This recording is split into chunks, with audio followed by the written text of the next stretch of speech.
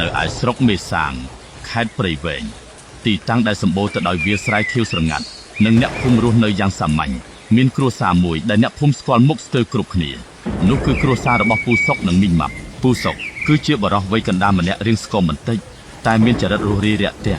់ពូកែនិយាយលេងសើចនិងជាអ្នកលក់ជីកកសិកម្មប្រចាំភូមិចំណែកឯមីងម៉ាប់ជាប្រពន្ធវិញគាត់មានរូបរាងធាត់ដំបងសម្លេងធំក្ររហើយមានចរិតមើងម៉ាត់ដាច់ខាតនៅក្នុងភូមិនេះអ្នកណាក៏ដឹងដែរថាពូសុកខ្លាចប្រពន្ធដល់កម្រិតណាកុំថាឡើយត្រឹមមនុស្សសំបីតែឆ្កែញីដែលចិញ្ចឹមនៅផ្ទះក៏មីងម៉ាប់អាចស្រែកកំហកឲ្យឈប់ព្រុសបានរយៈពេល1អាទិត្យដែរបើវារំខានដំណេកគាត់មានពាក្យចចាមអារាមថាធ្លាប់មានមាន់កកមួយក្បាលហ៊ានរងាវក្បែរត្រចៀកគាត់ត្រូវគាត់សម្លក់មួយភ្នែកសន្លប់បាត់បង់ស្មារតីឈប់រងាវ3ថ្ងៃជារៀងរាល់ថ្ងៃពូសុកតែងតែជិះកង់កាចាស់មួយដែលមានសម្លេងកុកកាក់ពេលធាក់ម្ដងដែលដឹកជាយកទៅឲ្យមួយតាមភូមិចិត្តឆ្ងាយកង់នេះអាយុកាលប្រហែលជាស្មើនឹងអាយុកូនច្បងរបស់គាត់ទៅហើយច្រវាក់វាតែងតែធ្លាក់មួយថ្ងៃ3ដងហើយកែបវិញគឺរឹងដូចថ្មដានតែគាត់មិនហ៊ានបោះចោលទេព្រោះមីងម៉ាប់ប្រាប់ថាដរាបណាកង់នេះនៅមានរាងជាកង់គឺត្រូវតែជិះវាសន្សំសំចៃបើទិញកង់ថ្មីគាត់នឹងកាត់លុយហូបកាហ្វេប្រចាំខែរឿងហេតុដ៏គួរឲ្យចងចាំនិងគួរឲ្យអស់សំណើចបំផុតបានកើតឡើងនៅថ្ងៃមួយនារដូវវស្សាដែលជាពេលអ្នកស្រុកកំពុងមមាញឹកនឹងការងារស្រែចម្ការថ្ងៃនោះម៉ោងប្រហែល7ព្រឹកព្រលឹមព្រះអាទិត្យទើបតែរះផុសចេញពីចុងថ្នោតបញ្ចេញពន្លឺពណ៌មាសកក់ក្ដៅពូសុកកំពុងតែអង្គុយហូបបាយព្រឹកជាមួយប្រពន្ធដោយស្ងៀមស្ងាត់បំផុតស្រាប់តែមានមួយម្នាក់ឈ្មោះតាឈប់ដែលរស់នៅភូមិមួយទៀតចម្ងាយប្រហែល10គីឡូម៉ែត្រពីផ្ទះគាត់បានទេមកកំងទិញជីអ៊ុយរ៉េចំនួន2បេះដើម្បីយកទៅព្រុសសន្ទូងដែលទើបនឹងដកស្ទូងរួចបន្ទាប់ពីទទួលបានការកំងពូសុកក៏ប្រញាប់រៀបចំខ្លួនគាត់ដើរទៅលើកបេជីទាំងពីរនោះយកមកចងរឹតយ៉ាងជាប់នៅលើរានកង់កញ្ចាស់របស់គាត់មីងម៉ាប់ដែលកំពុងលាងចាននៅឯចង្ក្រានបាយបានដើរចេញមកកាន់វែកឆាជាប់នឹងដៃរួចស្រែកផ្ដាំពីចម្ងាយមកថាឯងយកជីទៅឲ្យគេនឹងប្រញាប់ទៅប្រញាប់មកវិញថ្ងៃត្រង់ត្រូវមកដល់ផ្ទះហូបបាយហាមឈប់លេងតាមផ្លូវហាមចូលផឹកស៊ីផ្ទះអ្នកណាទាំងអស់ហើយហាមយកលុយថ្លៃជីទៅទិញកាតតកោទូរស័ព្ទលេងហ្គេមឬទេបើមិនលឺអញយកវែកឆានេះគោះក្បាលឥឡូវហើយពូសុកខងងក់ក្បាលយ៉ាងញាប់ស្មេលោកដៃជូតញើសនៅថ្ងាបន្តិចរួចឆ្លើយតបយ៉ាងរហ័សបាទប្រពន្ធសម្លាញ់ខ្ញុំទៅតែមួយផ្លែតទេដឹងតែមកវិញតាន់ពេលហូបបាយថ្ងៃត្រង់ហើយកុំបារម្ភអីពុតនៅផ្ទះធ្វើម្ហូបឆ្ងាញ់ចាំប្តីចុះនិយាយចប់គាត់ក៏លោតឡើងជិះកង់ធាក់ចេញពីផ្ទះទៅតាមផ្លូវលំធ្វើឲ្យធូលីដីហុយទ្រុបពីក្រោយអមដោយសម្លេងកង់លាន់ឮរហូតដល់ចុងភូមិការធ្វើដំណើរចម្ងាយ10គីឡូម៉ែត្រសម្រាប់ពូសុកមិនមែនជារឿងពិបាកទេព្រោះគាត់ធ្លាប់ធ្វើដំណើរផ្លូវនេះរាប់ដងរាប់សាទៅហើយគាត់ធាក់កង់បណ្ដើរច្រៀងលេងបណ្ដើរមើលទេសភាពវាលស្រែទាំងសងខាងផ្លូវបណ្ដើរយ៉ាងសប្បាយចិត្តប្រហែលជា1ម៉ោងក្រោយមកគាត់ក៏បានទៅដល់ផ្ទះរបស់តាឈប់ជាមនុស្សរស់រាយណាស់ហើយក៏ជាជើងខ្លាំងខាងផឹកស៊ីប្រចាំភូមិដែរពេលឃើញពូសុកដឹកជីមកដល់ផ្ទះគាត់ក៏ប្រញាប់រត់ចេញមកទទួលបន្ទាប់ពីជួយលើកជីចុះពីលើកង់រួចរាល់តាឈប់ក៏បានអញ្ជើញពូសុកឲ្យឡើងទៅអង្គុយលេងលើផ្ទះសិនដើម្បីផឹកទឹកផឹកកែវឲ្យបាត់ហត់នៅលើផ្ទះនោះពូសុកបានឃើញមានចានសម្លំជូរគ្រឿងត្រីអណ្ដែងត្រីញៀតអាំងយ៉ាងឈ្ងុយនិងស្វាយខ្ចីហាន់ជាចំណិតដែលប្រពន្ធតាឈប់ទើបតែធ្វើរៀបចំរួចក្លិនឈ្ងុយនៃម្ហូបក្លែមបានធ្វើឲ្យពូសុកលេបទឹកមាត់ក្អឹកសឹងតែស្រក់ទឹកមាត់ដល់ក្តារងឿតាឈប់បានដើរទៅយកដបស្រះចំណុះ5លីត្រមួយដបដែលគាត់ត្រាំជាមួយថ្នាំឫសឈើមានពណ៌ក្រហមឆ្អៅយួរចេញមកដាក់កណ្ដាលវងគាត់ចាក់ស្រះមួយកែវតូចហុចទៅឲ្យពូសុកហើយនិយាយបញ្ចុកបញ្ជួលណែក្មួយរាផឹកមួយកែវសិនទៅស្រានេះថ្នាំសរសៃល្អណាស់ជួយឲ្យបាត់រោគចង្កេះហូបជាមួយត្រីញៀតនេះមកធានាថាធាក់កង់ហោះតែម្ដងដំបូងឡើយពូសុកនឹកឃើញដល់មុខដ៏គួរឲ្យខ្លាចនឹងវែកឆារបស់មីងម៉ាប់ដែលប្រាប់ឲ្យប្រញាប់ត្រឡប់ទៅផ្ទះវិញគាត់ក៏ប្រកែកទេពូអត់បានទេប្រពន្ធខ្ញុំចាំនៅផ្ទះខ្ញុំសុំទៅទឹកមួយកែវបានហើយបើគាត់ធំក្លិនស្រាគាត់ច្បាស់ជាដកសិទ្ធដេកលើក្រែមមិនខានតែតាឈប់នៅតែបង្ខំត្រឹមមួយកែវមិនស្វឹងទេក្មួយកុំខ្លាចប្រពន្ធពេកមនុស្សប្រុសត្រូវតែមានអំណាចក្នុងផ្ទះដោយសារតែការគួរសមការអូសទាញនឹងក្លិនត្រីញៀតអាំងពូសុកក៏សម្រេចចិត្តលើកែវស្រានោះមកផឹក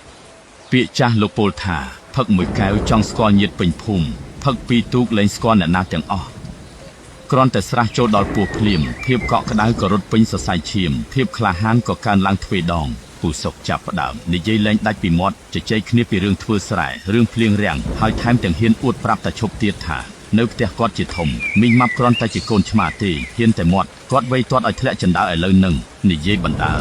គាត់ផ្ទះទ្រូងដឹបបណ្ដ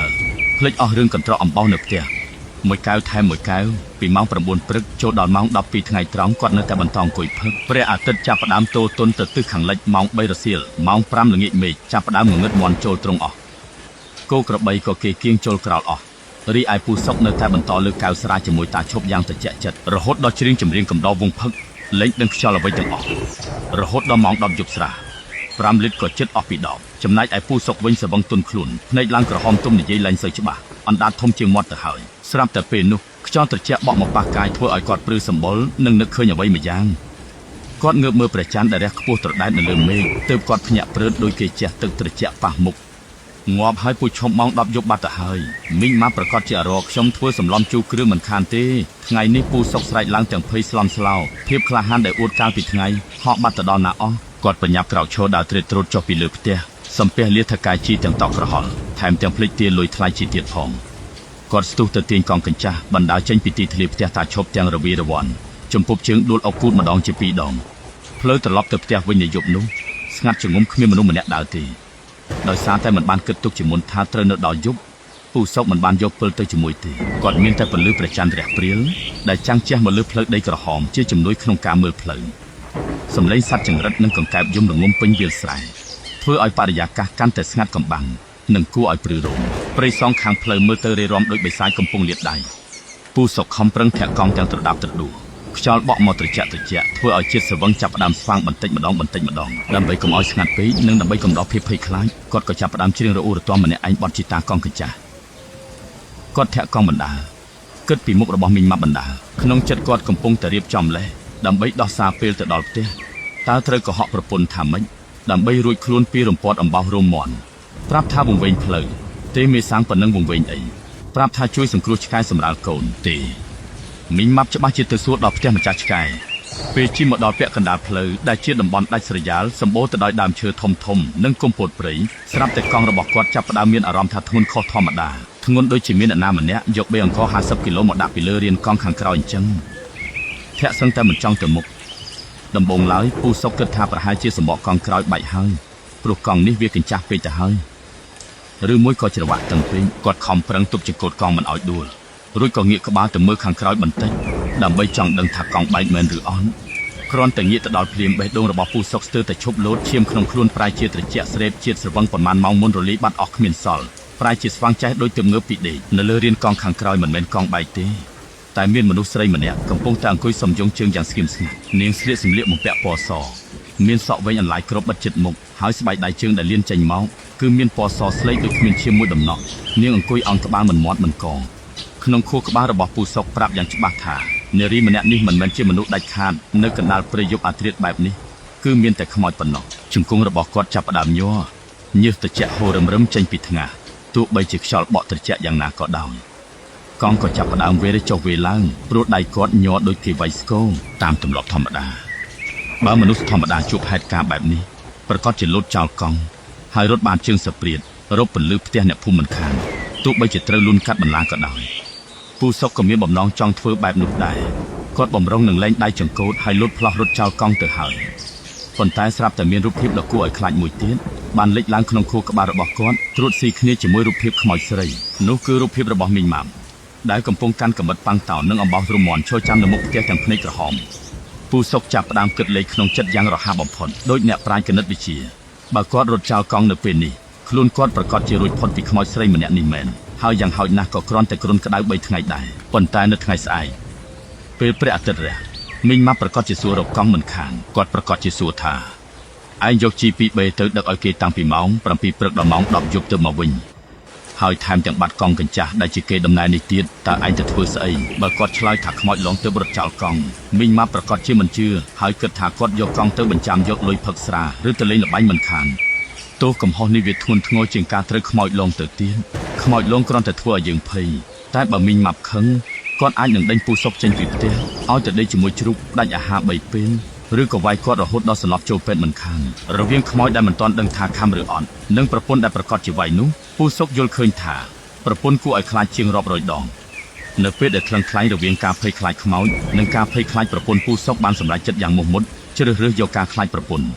អំណាចរបស់មីងម៉ាប់គឺធំធេងជាងខ្មោចព្រៃទៅទៀតដូច្នេះគាត់មិនអាចបោះបង់ចោលកង់នេះបានជាដាច់ខាតបើទោះបីជាត្រូវធាក់ដប់យាយមរាជក៏ដោយគាត់ខំតាំងស្មារតីខំប្រមូលភាពក្លាហានដែលនៅសេសសល់ទាំងអស់រួចលាបទឹកមាត់ក្អឹកសាមបំពង់កគាត់នៅតែបន្តធាក់កង់ទៅមុខយឺតទាំងដៃញ័រទៅត្រឿនរួចងាកមុខបន្តិចនិយាយទៅកាន់ខ្មោចស្រីដែលអង្គុយពីក្រោយដោយសម្លេងរអាក់រអួលញ័រដោយកូនសត្វថា ប្អូនស្រីបើប្អូនអញចង់សុំជិះកង់ពូក៏ជិះចុះពូមិនកំណាញ់ទេហើយក៏មិនយកលុយដែរតែពូសុំអង្វរប្អូនអញជួយធ្វើខ្លួនឲ្យស្រាលបន្តិចមកដកដង្ហើមធំមកពូធាក់មិនរួចទេកង់ពូវាចាស់ណាស់ហើយពូក៏មានជំងឺសន្លាក់ដែរបើបែកកង់ឬកាច់កាំនៅកណ្ដាលផ្លូវនឹងគឺត្រូវដើរទាំងអស់គ្នាឥឡូវហើយណាអាណិតពូទៅពូប្រញាប់ទៅឲ្យប្រពន្ធជេរពិតជាអស្ចារ្យមែនគ្រាន់តែពូសុកនិយាយចប់ភ្លាមគាត់មានអារម្មណ៍ថាកង់របស់គាត់ស្រាប់តែស្រាលហ្វូងដូចដើមវិញខ្មោចស្រីនោះហាក់ដូចជាយល់ចិត្តឬក៏នាងចេះស្ដាប់ភាសាមនុស្សនាងនៅតែបន្តអង្គុយពីក្រោយប៉ុន្តែគ្មានទម្ងន់ទាល់តែសោះហាក់បីដូចជានាងគ្រាន់តែជាស្រមោលឬជាដុំសម្លេងអញ្ចឹងទោះបីជាកង់ស្រាលជាងមុនតែអារម្មណ៍របស់ពូសុកនៅតែតានតឹងដដែលគាត់ត្រូវធាក់កង់ដប់ខ្មោចកាត់ព្រៃស្ងាត់ជ្ងុំរយៈពេលជាច្រើននាទីទៀតក្លិនស្អុយរលួយសាយភាយចេញពីខាងក្រោយចូលច្រមុះពូសុកធ្វើឲ្យគាត់ស្ទើរតែក្អួតតែគាត់ត្រូវខំប្រឹងខ្ទប់ដង្ហើមហើយបន្តធាក់ទៅមុខជានិច្ចមិនហ៊ានរអ៊ូរទាំរឿងក្លិនទេខ្លាចខ្មោចខឹងទីបំផុតគាត់បានធាក់កង់មកដល់ទួលមួយដែលអ្នកស្រុកតែងតែហៅថាទួលអង្គទួលនេះជាកន្លែងកប់ខ្មោចចាស់ប្រចាំភូមិមានដើមពោធិ៍ធំនិងល្បីល្បាញខាងរឿងខ្មោចឡងសាហាវណាស់ក្មេងក្នុងភូមិមិនហ៊ានដើរកាត់ទីនេះទេសូម្បីតែពេលថ្ងៃត្រង់ទួលអង្គនេះមានទីតាំងនៅជិតភូមិរបស់គាត់ណាស់គឺជិតដល់ផ្ទះរបស់គាត់ទៅហើយនៅតាមផ្លូវកាត់ទួលនោះមានរង្វះទឹកតូចមួយដែលអ្នកភូមិបានកាប់ផ្ដាច់ផ្លូវដើម្បីបង្ហូរទឹកបញ្ចូលស្រែរង្វះទឹកនេះមានទំហំធំល្មមដែលមិនអាចជិះកង់ឆ្លងកាត់បានទេពូសុកត្រូវតែចុះពីលើកង់ហើយបណ្ដាវាកាត់ទឹកនោះគាត់ចុះពីលើកង់យឺតដោយមិនហ៊ានងាកក្រោយទេរួចគាត់ក៏លើកកង់នោះឲ្យផុតពីរង្វះទឹកដាក់ទៅត្រើយមកខាងទៀតយ៉ាងថ្នមខ្លាចភ្ញាក់អ្នកដំណើរខាងក្រោយនៅពេលដែលគាត់លើកកង់ដាក់ចុះដល់ដីភ្លាមស្រាប់តែមានសម្លេងមនុស្សស្រីម្នាក់បន្លឺឡើងពីក្រោយខ្នងគាត់ជាសម្លេងត្រជាក់ស្រេបក្រលួចគ្មានលាយឡំនឹងមនោសញ្ចេតនាអ្វីបន្តិចសោះអរគុណហើយពូដែលបានជួយមកដល់ផ្ទះខ្ញុំហើយសំណាងល្អណាស់ពូគ្រាន់តែលើប្រយោគនេះភ្លាមពូសុកស្រឡាំងកាំងឈរថ្មឹងដោយគេបោះឆ្នោតគាត់ព្រឹសសម្បុរខ្ញាចាប់ពីចុងជើងរហូតដល់ចុងសក់គាត់ងាកទៅមើលទួលអង្គដងងងឹតស្លុបនោះមានពន្លឺភ្លើងអំពិលអំពែកហៅខ្វាត់ខ្វែងទើបគាត់ដឹងច្បាស់ថានារីដែលគាត់ដប់មកពេញផ្លូវនេះគឺជាខ្មោចស្នាក់នៅទួលអង្គនេះសោះកម្លាំងមកពីណាអត់ដឹងទេគាត់ប្រញាប់លោតឡើងជិះកង់ធាក់យកព្រះអាយុសឹងតែហោះចេញពីដីច្រវាក់កង់ដែលធ្លាប់តែធ្លាក់ក៏លែងហ៊ានធ្លាក់នាយប់នោះដែរគាត់ធាក់ឆ្ពោះទៅរកផ្ទះរបស់គាត់ដែលនៅមិនឆ្ងាយពីទីនោះដោយព្យុះសង្គ្រាពេលទៅដល់មុខផ្ទះម៉ោង 7:10 យប់ទៅហើយគាត់ឃើញភ្លើងក្នុងផ្ទះបិទអស់ស្ងាត់ជ្ងុំ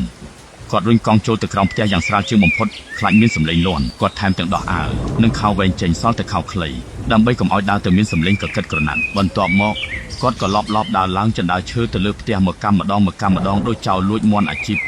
អមដោយសម្លេងឈើលាន់ងាក់បន្តិចពេលឡើងទៅដល់លើផ្ទះគាត់ឃើញមីងម៉ាប់កំពុងតែដេកលក់យ៉ាងស្កប់ស្កល់នៅលើគ្រែថែមទាំងសមុខលាន់លឺដោយម៉ាស៊ីនកិនស្រូវខូចស៊ីម៉ាំងគូផ្សំនឹងសម្លេងហួចតាមមាត់ផង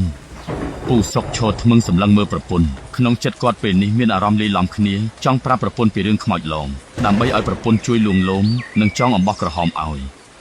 តែក៏ខ្លាចប្រពន្ធភ្ញាក់មកសួររឿងម៉ោងពេលនិងរឿងបាត់លុយថ្លៃជីគាត់ដឹងច្បាស់ណាស់ថាបើគាត់ដាស់ប្រពន្ធនៅពេលនេះហើយប្រាប់ថាខ្មោចឡងវាជារឿងស្រាលទេប៉ុន្តែរឿងដែលធ្ងន់បំផុតដែលអាចធ្វើឲ្យគាត់ស្លាប់ដោយមិនចាំបាច់មានខ្មោចមកយកជីវិតនោះគឺការដែលគាត់យកជីពីបេទៅដឹកឲ្យគេតាំងពីម៉ោង 7 ព្រឹកហើយម៉ោង 11 យប់ទើបត្រឡប់មកផ្ទះវិញថែមទាំងមានក្លិនស្រាពេញខ្លួននិងគ្មានលុយមួយរៀលជាប់ហៅប៉ៅទោះនេះគឺស្មើនឹងការប្រហារជីវិតដោយឥតត្រាប្រណី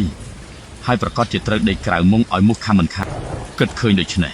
ពូសុកក៏សម្រេចចិត្តបិទមាត់ឲ្យចិនមិននិយាយអ្វីទាំងអស់គាត់គិតថាទុកឲ្យប្រពន្ធដេកត្រជាក់ចិត្តសិនចុះយប់នេះស៊ូទ្រាំសិនចាំព្រឹកស្អែកចាំរកនឹកប្រឌិតរឿងដោះស្រាយតាមក្រោយយ៉ាងហោចណាស់ក៏អាចពន្យាពេលស្លាប់បានមួយយប់ទៀតដែរគាត់ក៏លបចូលទៅដេកក្បែរប្រពន្ធទាំងខ្លួនញ័រទៅត្រើតយប់នោះជាយប់ដែលវែងបន្លាយបំផុតសម្រាប់ពូសុកម្ខាងគាត់ភ័យខ្លាចប្រពន្ធភ្ញាក់ដឹងខ្លួនហើយធំក្លិនស្រាគាត់ត្រូវដកដង្ហើមបែរមុខទៅជញ្ជាំងម្ខាងទៀតគាត់នៅតែភ័យខ្លាចខ្មោចស្រីទួលអង្គនោះតាមមកដល់ផ្ទះរកកាច់កាទាយកកង់គាត់ខំប្រឹងបិទភ្នែកទាញយកភួយមកដណ្ដប់ជិតក្បាលរួចចាប់ផ្ដើមសូត្រធម៌ការពារខ្លួនប៉ុន្តែដោយសារតែឥទ្ធិពលនៃស្រះនៅមិនទាន់ស្វាងអស់បូករួមនឹងភាពភ័យរន្ធត់ផងគាត់សូត្រធម៌វង្វេងវង្វាន់អស់លែងដឹងមុនលែងដឹងក្រោយនមោតាសជីអ៊ុយរេកំង2 ដងបារមីព្រះជួយកុំឲ្យខ្មោចឡងអញអីប្រពន្ធអញកាជាងឯងឆ្ងាយណាស់នមោពុទ្ធាលេខ15សូមកុំឲ្យមីងម៉ាប់ក្រោកមកតន់យប់នេះអី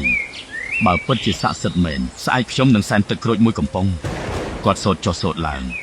ធម៌ក៏មិនចំធម៌រូបមន្តជីក៏មិនចំរូបមន្តជី វង្វេងទាល់តែអស់កម្លាំងហើយក៏ដេកលក់សមុខខុលរហូតដល់ព្រឹកព្រលឹមដោយមានយល់សពឃើញខ្មោចស្រីនោះកំពុងអង្គុយលេងបៀជាមួយមីងម៉ាប់ទៀតផងព្រឹកថ្ងៃបន្ទាប់ពន្លឺព្រះអាទិត្យចាំងចូលមកក្នុងផ្ទះអមដោយសម្លេងមាន់រងាវនិងសម្លេងចានឆ្នាំងប៉ះគ្នាដែលបញ្ជាក់ថាមីងម៉ាប់បានងើបពីដេកនិងកំពុងរៀបចំស្លស្លុកបាត់ទៅហើយពូសុកភ្ញាក់ពីដេកទាំងអាការៈឈឺក្បាលខ្ទោខ្ទោដោយសារឥទ្ធិពលស្រះកាលពីយប់មិញគាត់ទើបតែប្រុងនឹងងើបអង្គុយស្រាប់តែស្រមោលដ៏ធំមួយបានមកឈរបាំងពន្លឺព្រះអាទិត្យនៅពីមុខគាត់នោះគឺមីងម៉ាប់កំពុងឈរច្រត់ចង្កេះកាន់វែកបាយសម្លឹងមើលគាត់ដោយកែវភ្នែកពិឃាតដោយសត្វខ្លាសម្លឹងមើលចំណីមិនហើយលោកប្តីសម្លាញ់លក់ជីពីដបេយូរម្លេះទៅលក់ដល់ប្រទេសណាហើយលុយថ្លៃជីនៅឯណាសម្លេងមីងម៉ាប់បន្លឺឡើងក្ររដូចរន្ទះបាញ់កណ្ដាលរដូវប្រាំងពូសុកលេបទឹកមាត់ក្អឹកភ័យជាងពេលជួបខ្មោចកាលពីយប់មិញទៅទៀតគាត់ព្យាយាមរកនឹកលេសដែលបានរៀបចំទុកតែក្បាលគាត់ឈឺពេករកនឹកអ្វីមិនឃើញសោះគាត់ចាប់ផ្ដើមនិយាយរដេបរដប់បែកញើសប៉ុនក្របពូនប្រពន្ធសម្លាញ់គឺថាកាលពីម្សិលមិញខ្ញុំយកជីទៅឲ្យតាឈប់មែនតែពេលជិះមកវិញកង់វាបែកសម្បកកណ្ដាលផ្លូវហើយពេលកំពុងបណ្ដាលស្រាប់តែរអិលជើងធ្លាក់ចូលបន្លាយទឹកទាំងកង់ទាំងមនុស្សខ្ញុំខំប្រឹងរាវរកកង់ក្នុងទឹកស្រាប់តែមានត្រីអណ្ដែងយក្សមួយក្បាលមកខំទាញកង់ខ្ញុំ